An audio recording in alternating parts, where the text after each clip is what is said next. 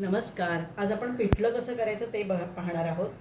इथे मी कढई गरम करत ठेवली आहे. त्यात आपण साधारण 1.5 चमचा तेल घालूया.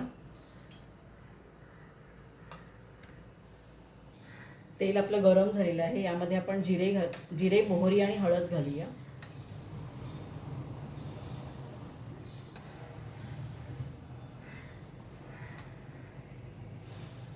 जिरे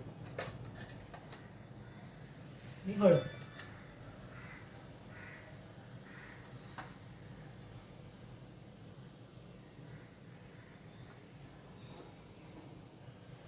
तर यामध्ये एक कांदा मी चिरून घेतलाय, तो घालते.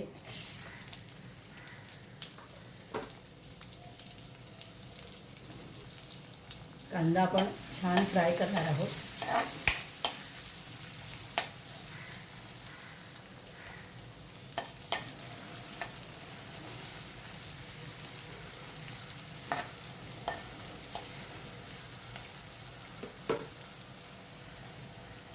कांदा बऱ्यापैकी फ्राय झाल्यावर इथे आपण आलं, लसूण आणि मिरचीचा ठेचा तो घालणार आहोत.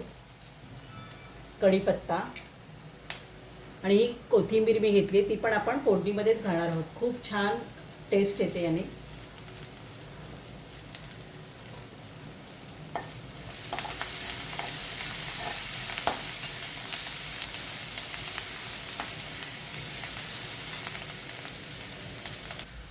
तर यामध्ये 1 ग्लास मी पाणी घालते.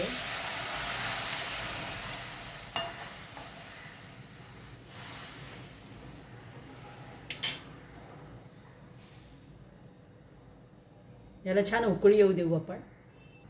तर उकळी आलेली आहे, पाण्याला आपण मीठ घालूया.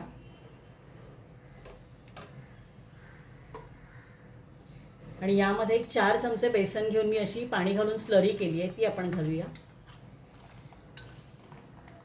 अगदी सोप्या पद्धतीने होणारं पिठलं आहे हे.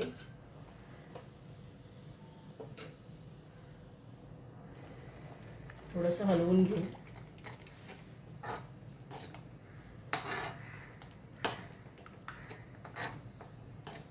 गुठळ्या अजिबात होत नाहीत याच्यामध्ये. आता याच्यावर आपण झाकण ठेवूया.